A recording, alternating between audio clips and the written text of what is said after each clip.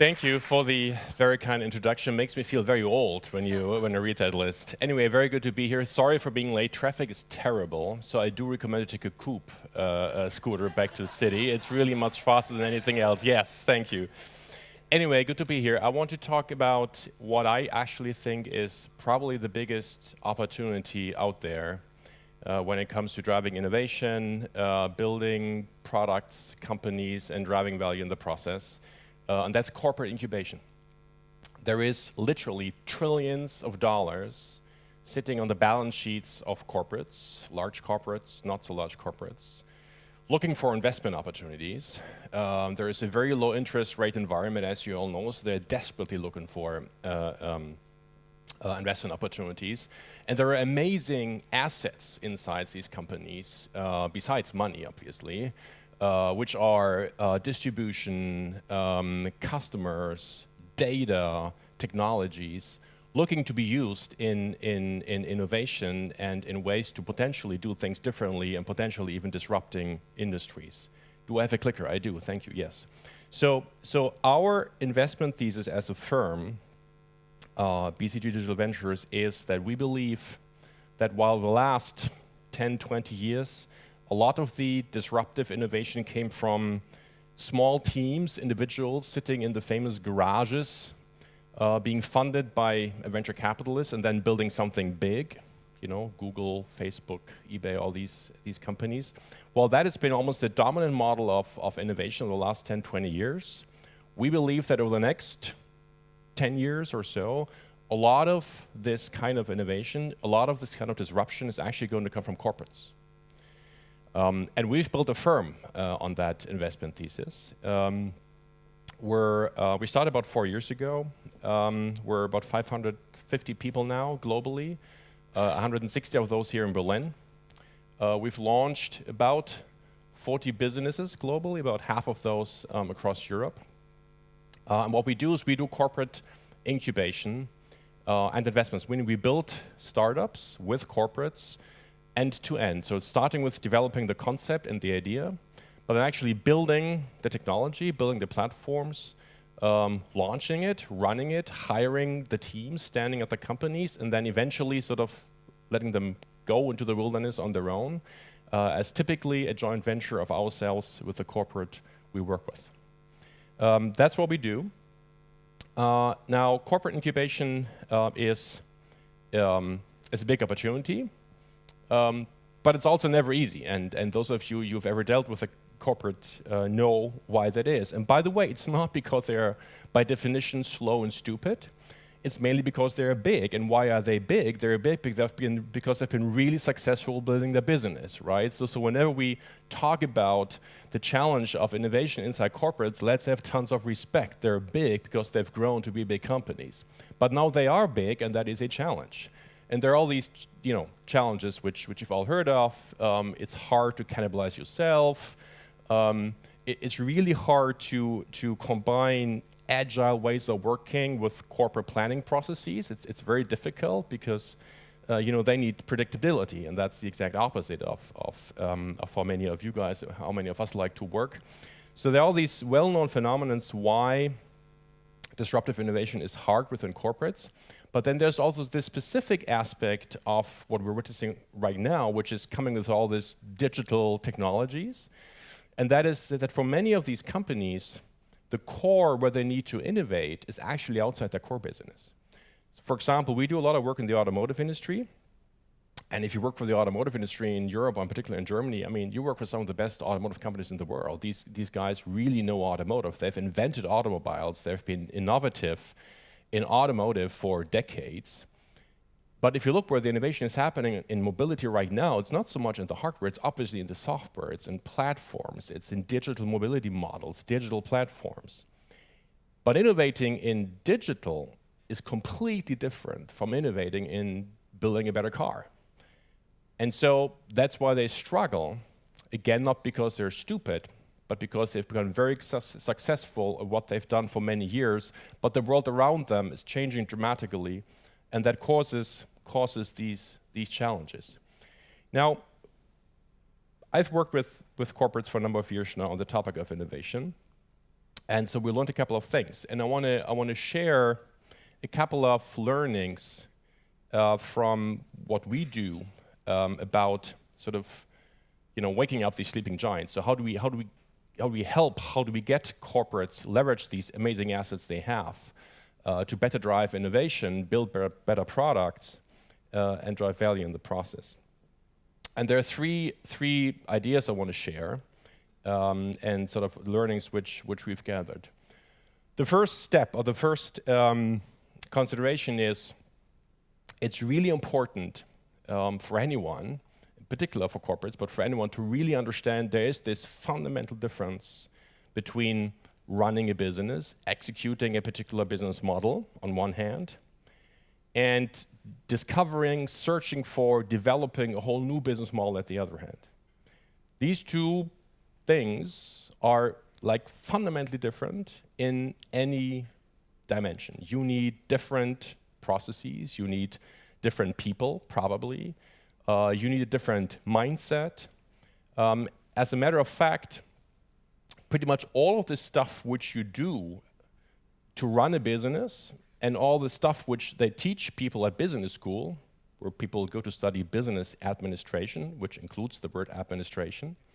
So pretty much all the stuff they teach you at business school is not only not useful when it comes to developing new businesses, it may actually get in your way. So all these fundamental tools, budget processes. I mean, the most basic process to run corporates is budget processes. A budget process is not helpful when it comes to developing a new business model. Controlling processes, strategy processes. So all these tools, which are super useful and have been used for decades to run businesses, they don't only not help you when you build a new business model, they actually get in your way. When you build new business models, and you guys know this, it's all about thinking in MVPs, it's in pivoting, it's in applying whatever lean startup principles, whichever buzzword you choose. It's fundamentally different from the way you run an existing business. And neither one of them is better or worse, it's just fundamentally different. And the first thing which is important to understand is that there is this difference. And so if you want to be disruptive, if you want to go for non-incremental innovation, you have to make sure you organize for that and take that into account. So first sort of principle, or first step to unlock innovation in these settings. Second point, and I know everybody understands this in this room, but this whole concept of getting to MVP, this whole concept of iterating quickly, getting out to your customers as fast as you can, generating real data, learning from it, iterating. It's so fundamental, and those of you who work in startups do this, I would think, day and night. It is so new and so sort of, fundamentally different to how most traditional companies work, that while by now everybody has heard the buzzword, it's still really hard to make it work. So for example, I was saying we work in the automotive industry. Does anyone have a guess how much time goes by between starting the development of a new model and the so-called SOP, startup production of the actual car? It's 4 years. It's 48 months. So 48 months from starting this whole process to actually building something. And by the way, this is a multi-billion-dollar investment to develop such a model. So no wonder that's fundamentally different from, building an app, which may be world-changing, but just follows completely different ways of working. Now, luckily, I've been talking about this for quite a while, because as you all know, it's not a new concept, and there's a lot of resistance to this, or there used to be a lot of resistance to this when you talk to corporate executives. Thanks to Elon Musk, though, these discussions have changed, because you may recall a couple of years ago when they launched the, did this upgrade for the Tesla Model S, I believe it was, and made it sort of semi-autonomous overnight. And so people had their cars parked in the garage, and so they go to sleep at night. The next morning they come back, and their car is sort of semi-autonomous. That was pretty cool. But then he said, look guys, we just upgrade your car, but it doesn't quite work yet, right? So do not take your hands off your steering wheel, right? MVP. Like, you could wait 100 years in the traditional automotive industry, nobody would dare do this. And as we all know, there were accidents, so it may or may not have been the right thing, but it just shows you the difference in mindset which you have in the traditional industry and in these disruptive companies. So applying this feedback loop is key, and you can actually apply it. It comes from software engineering, as you guys know, but you actually can apply it in a number of areas way beyond software engineering. And then the third thought and concept is fundamentally important as well, and that's this whole point of thinking in portfolios. And again, if you are a startup and you have funding from venture capitalists, you know this. You are part of a portfolio, right? And everybody hopes you're going to be the 1 in 10 who pays for the rest that's not going to make it. So this whole thought of, I'm going to place bets, I know they're not all going to work. That's why I manage them in a particular way. I manage them as a portfolio. I give them, I manage them through funding rounds. Each funding round is a particular milestone, so I can pull the plug every time I have to make a decision about a new funding round. So all of that, sort of very normal. It's a very established way of working, a very established way of thinking in venture capital, totally alien to any large company. Doing some sort of experiment, taking a bet, not making the bet, and therefore missing your budget, and therefore not making your numbers, is a career-limiting move in pretty much every corporate. You do this once, you do this twice, you have a real serious problem. So no wonder people adapt this mindset of avoiding risk, because that's how you have a career, rather than being aggressive and taking bigger risks. So that's why this third aspect of how to move these companies to be more innovative is spread this concept of thinking in portfolios. Don't put all eggs in one basket. Get used to the fact that you will expect that 7 out of 10 of your initiatives will fail, because otherwise they probably weren't aggressive enough. So that's the third sort of idea which we use a lot to get corporations to be more aggressive and innovate. And so if you do that, I'll skip through this. If you do that, you can actually build amazing things with corporates. I want to briefly talk about 3 examples. We already talked about Coop as your way to hopefully go back to the city after this talk, after the beer, I should say. Actually, not after the beer if you take a Coop. So anyways. Anyway, so what is Coop? Coop is an e-scooter sharing business, which is 100% owned by Robot Bosch GmbH. Bosch is one of the largest tier 1 automotive suppliers in the world, 70 billion, 70 in revenues, I think 300,000 employees, very, very large corporate. And they launched an e-scooter sharing business. And you may wonder, why do they do this? You have to, share a lot of scooters to make a difference if you're a $70 billion company. But for them, it actually is an important move, because them being a tier 1 automotive supplier, now becoming, at least in this space, a direct-to-consumer business is a big move for them. So that's an interesting example of a corporate going into a space alien to them, but applying, startup ways of working, very alien to the traditional business, to launch a new business. And of course, I'm talking about this because we were a proud partner and co-investor in this. And so we launched last year with 200 scooters in Berlin. There are now 800. I think about 20 of them are right outside this building. And it's there's a Coop app which you can download, and you locate your scooter, you book it, and you drop it off anywhere in the city. And it costs you €3 per 30 minutes. It's, I think, the most convenient way to move around Berlin, at least when the weather is nice right now. Yesterday, not so much, maybe. So Coop, an interesting example of a corporate venture. We're launching Paris this week as the second big city in Europe. Where having a corporate backing this venture is going to give the team an incredible boost to be the world market leader in this not competitive space. But with the strength of a company like Bosch behind it, these guys are going to do miracles. I'm very convinced of that. Second example, and then I'll close, and maybe we have a couple minutes for questions. I don't know.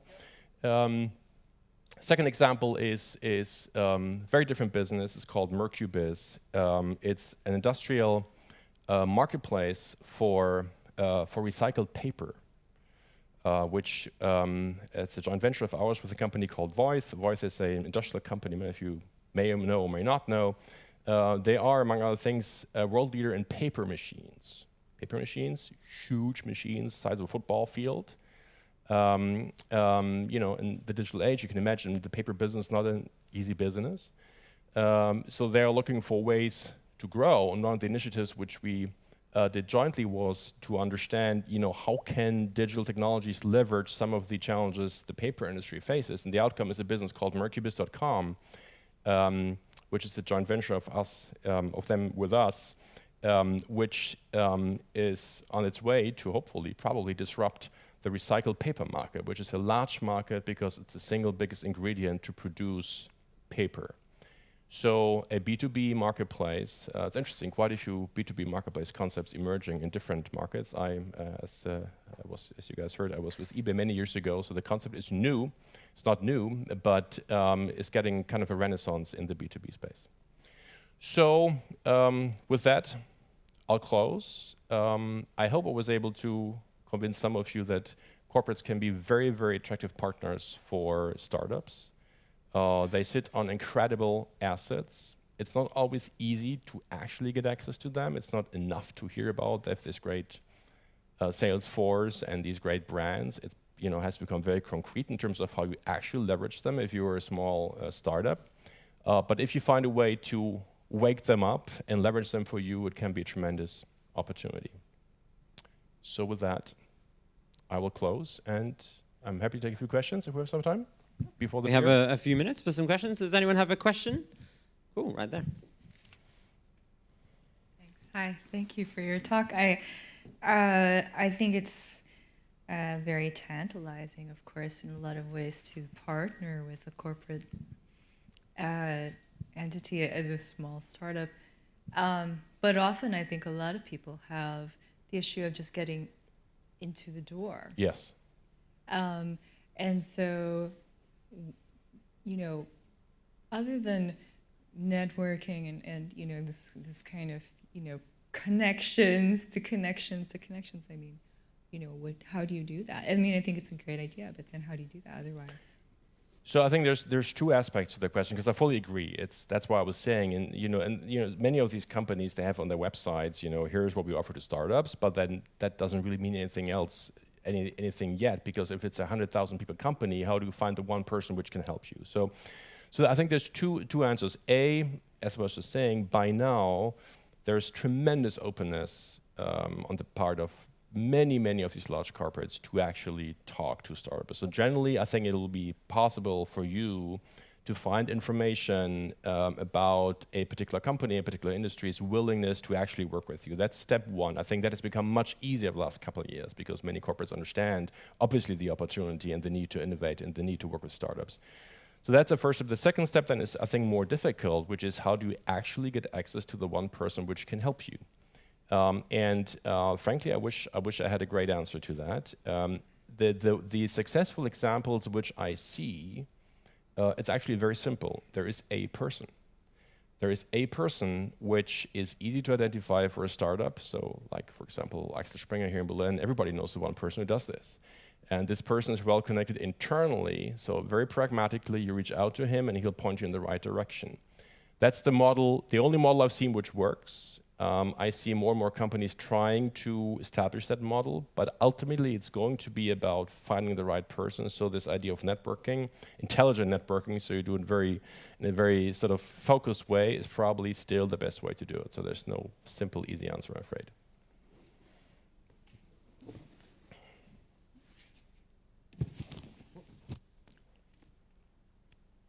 Thanks. I was wondering what kind of industries are most are easy to approach, because it's like it could be like the very forward-looking ones, or it could be like the right opposite, the ones who like kind of feel left behind and actually are like left in fear. I thought you were going to ask which are the easiest one to disrupt, which would have been a different answer. I think if you ask who are easy, I mean, if you look at different industries, obviously there are different level of maturities in terms of digital. And it's simply driven by the level of pressure they've been under, right? I mean, so obviously the music industry is obviously very digital already. Retail has done a lot in that space. The entire media industry, because the pressure has been so strong. Over the last, I'll say, 12, 18 months, for example, the automotive industry has gone a long way. You know, after they had their Tesla moment, they all, invest a lot because they understand the necessity to move. So that's an industry which is right now going through this process. There's a lot going on in healthcare. Because people see the opportunity. So you look at different sort of levels of maturity, driven by the level of pressure they're under. And in terms of how easy is it to work with them, because I think that was your question.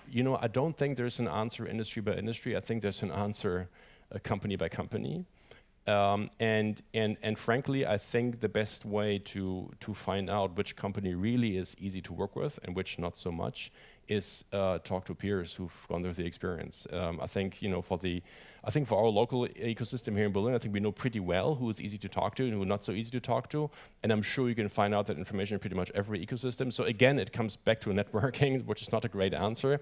But I'm not aware, maybe that's a business idea to build a digital platform which brings these guys together. Again, I think there's no better answer than that. Could also go to Factory Berlin. That's right. Hey, I would wonder so you have 40 startups at the moment, which are joint ventures. I would like to know, how do you exercise the control over those 40 startups, because it's a lot of management work? Yes, and great question. How do you take care if the strategy of your joint venture partner changes towards your attitude towards the business? So, for example, they want to exit, you want to stay in the business, or other way around? So both are great questions. By the way, not all 40 of them are by definition joint ventures. Some of them are, some of them are not. We have a portfolio management internally where we look at our companies. Sometimes we are on the board. Sometimes we are not. I mean, we're from a structural point of view, we're different from a venture capital company, for example, simply by size, for example. We're more than 500 people. So there is ways for us who spend their time incubating stuff, not so much managing portfolios, but there is bandwidth we have to look at our portfolios companies and help them to the extent we can.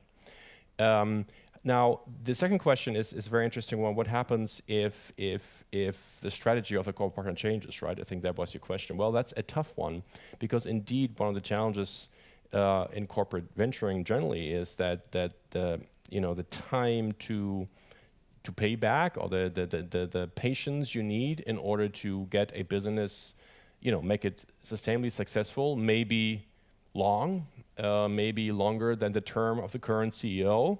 Right, and then maybe a new CEO comes in who knows what his plans or her plans are. So that is a challenge. I think, again, no simple answer, but I think it's super important that you're very clear about why exactly you do this particular venture from a corporate point of view. We call this unfair advantage. Maybe it's not the best word to call it, but it's unless you, as a corporate, you'll never be as fast as a standalone startup, no matter what you do. So unless you have a very clear unfair advantage, because you bring something someone else will find hard to bring to the table. Unless you have that, you shouldn't play in that game anyways. Now, if you do have that, that probably doesn't change just because there's a new CEO. So I think the best answer is make sure you're very clear about why you pick a particular business opportunity, and then there's hopefully some continuity in the strategy. But let's be honest, there's no protection against a new CEO wanting something different. Cool. Oh, one last question. Go for it. Yeah, okay. Thank you very much for your presentation. I think to anyone who as an entrepreneur, has been bootstrapping, it's very tempting to think of all the resources you could have from a large corporate company. After there was a question on sales and on industry, I'm actually curious about the people part. If as a company you're hiring people to be entrepreneurs, how can it actually be successful entrepreneurial? Do you hire entrepreneurs, or are they consultants, as of course BCG is a consultant company? And how do you make that work? Yeah, so first of all, we're a subsidiary of BCG, but we're not BCG. And we're hiring very different people and very different talents, engineers, product people, designers, entrepreneurs. So if you know the BCG people, which you may well, they're great people. They're different from the people we have. So we're trying to solve it by making sure we're a separate company within the broader BCG network, which we obviously heavily leverage to talk to corporates. But nevertheless, your question is a very valid question. I mean, look, if I've been living and been part of this Berlin, tech community for quite a while now. There's sort of different, I would say, segments or people around, and there are, the serial entrepreneurs who look for the extraordinary opportunity, which is super risky, but has this super high payoff. If it really works well, the odds being low, but the payoff being huge, they're probably not ideal to work in a corporate setting. But then I think there's a large talent pool of people who are interested in pursuing a great opportunity in a great context. But we're also interested in the support and therefore the higher likelihood of success you have if you have the corporate backing. So we find in Berlin and in the other places which we have our spaces, I didn't mention that by the way, we have a space in London, and then in the US we're in LA and New York, and then we're in a couple places in Asia, we're in Tokyo and Sydney and in Shanghai. So of course we follow the talent. And we find in these larger talent pools, you have an amazing talent pool for people being interested in these opportunities. And then it's all about how you structure the personal incentive package, obviously, to make this work. And again, it's something to be discussed with corporates. It may be against their regular, actually for sure, it's going to be against their regular HR policy, but that's exactly the kind of debates you have to have then in order to make that happen. All right, I think we have to wrap up there. So sorry. Yeah, we've run out of time, but thank you so much for an inspired and very knowledgeable talk. You'll be around for 5 minutes to answer questions? Yeah. Cool. If you've got anything or want to exchange business cards, you can do that wherever you catch him. Thank you all very much. That's going to be big round of applause. Thank you.